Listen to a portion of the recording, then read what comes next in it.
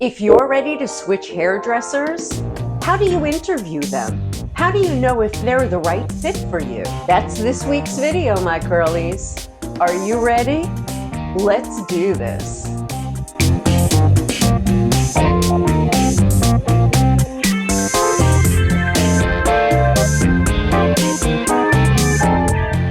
Hello, my curlies. Erica here from Coils and Curls.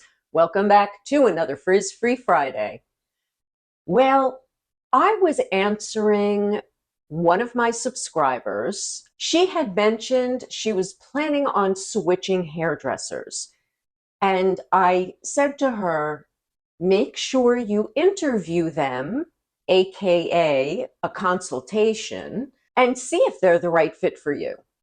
And after I wrote that, I started to think, but what constitutes interviewing a hairdresser for if they're the right fit and if they know what they're doing?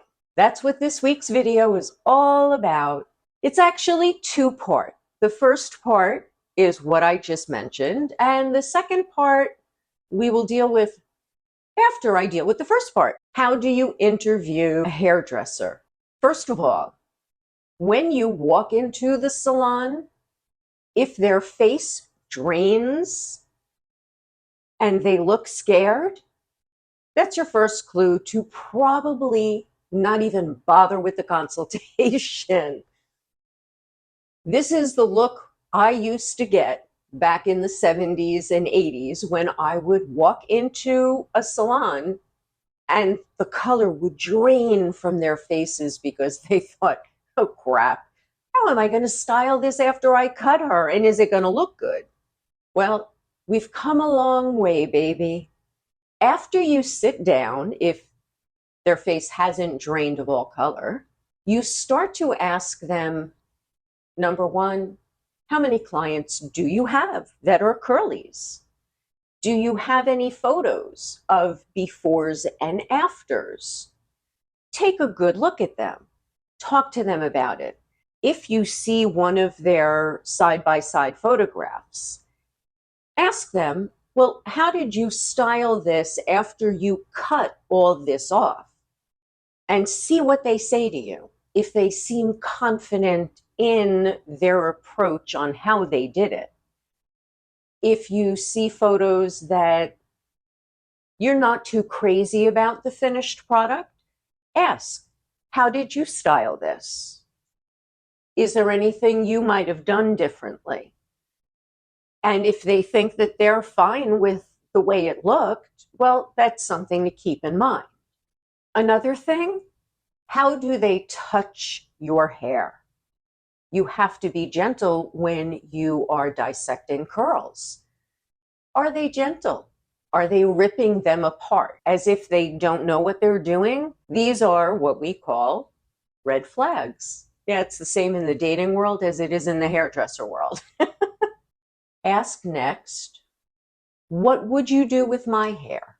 What's your vision if I was to make an appointment with you? What would you do? Listen to what they say. If they say first, what is it that you're looking for? Well, this is a good mark. If they say, well, I would do this and this and this, a slight red flag because they're not taking into consideration what you want, what you need, and what your requirements are. It's a lot of questions asked because I want to understand what you need, what my clients need. That's the most important part. Like I've said before, if a hairdresser says to you, I know exactly what to do, you get out of Dodge like the Roadrunner, beep, beep, because they're not listening to you. Even after I've had clients for a while, I will still ask them, is there anything specific that's not working for you? Is there anything new that's developed with your curls that you haven't noticed before? It's an ongoing process, especially as curlies mature and our curls start to change. a lot of people don't focus on that. Another thing to look at is what kind of vibe do you get from them? If you get a good vibe that you feel like they're hearing you, they're understanding you, you like what they have in their book, which is nowadays their phone or their Instagram or whatever they're showing you.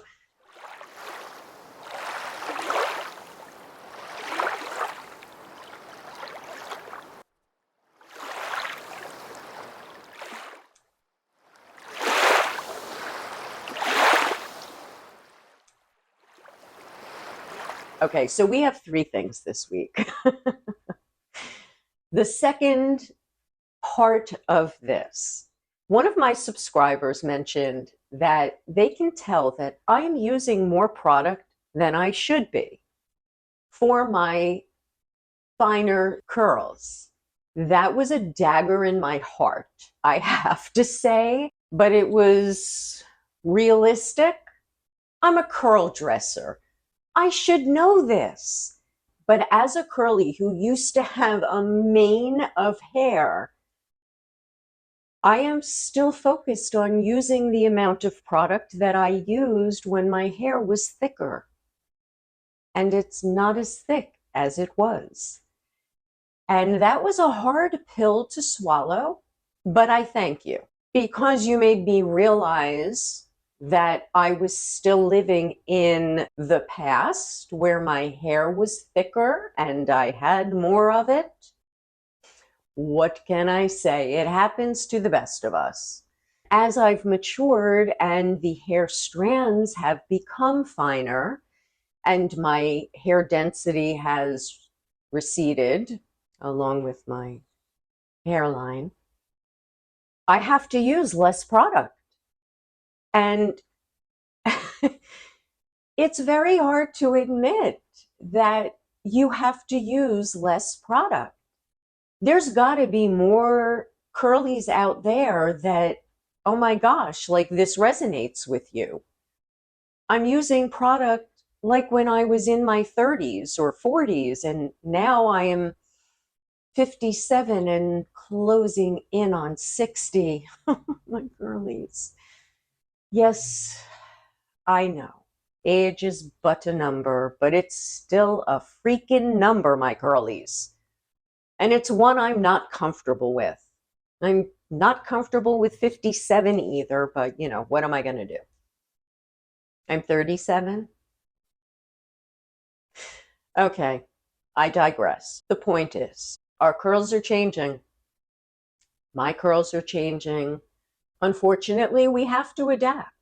I am going to take my subscribers' advice and I am going to start using lesser amounts of products. For this next part, I am drinking my curlies. For those of you who enjoyed seeing Porsha when she made her cameo appearances, she had a very large seizure. We took her to the vet.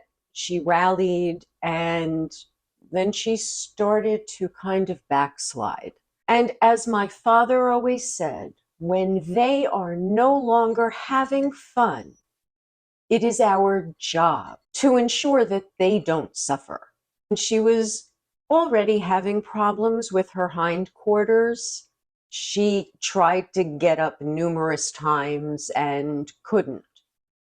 And she started to whine and groan and had to have one of us near her at all times.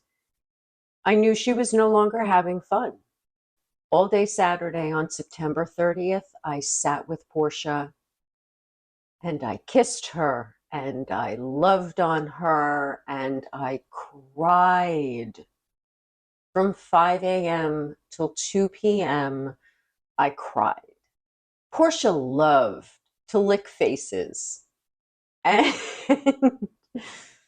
on this day, I got on my belly in front of her so she didn't have to move, with my nose stuffed because I had been crying so hard. I let her lick my face. I let her lick away. I had to keep turning my head to the side to breathe in through my mouth because I couldn't breathe in through my nose. She put her paw on me, so I couldn't move my body. I could only turn my head to breathe. And I started to laugh. And she went up to my eyes. I could feel her saying to herself, "Oh, I don't like these salty tears. I'm going back to where the nose and the snot taste so much better."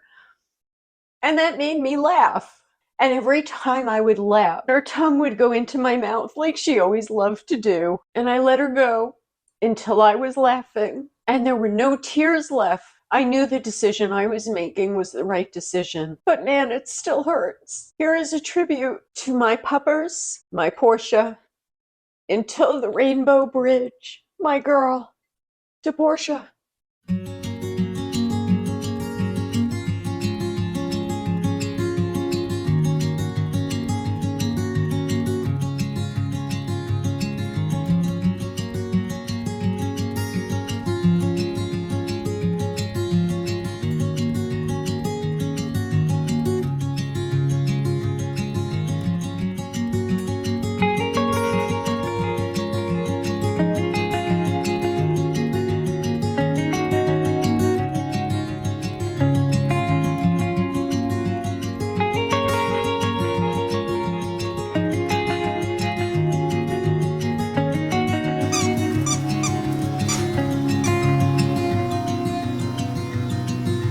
Make Wally squeak. Squeak Wally. Squeak Wally. Good girl. Say squeaky. Say I like my Wally. And here comes Crazy.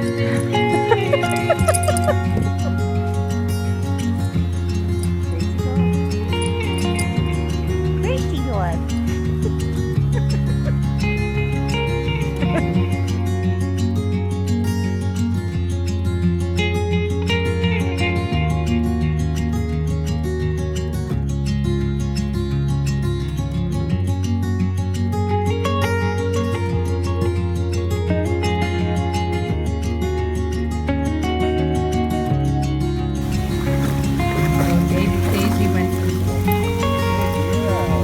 Get the other ball for Porsha, she's too short. Can you see the fish swimming near her feet?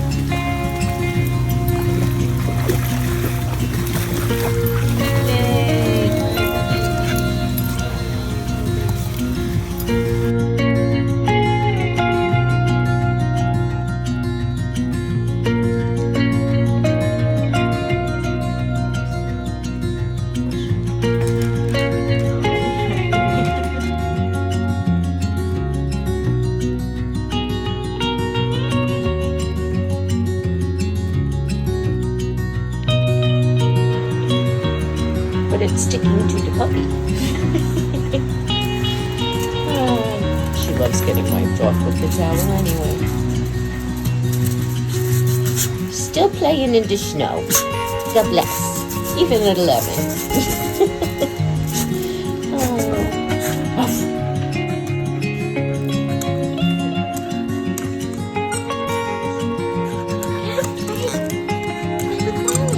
I'm sure there's still more storm coming.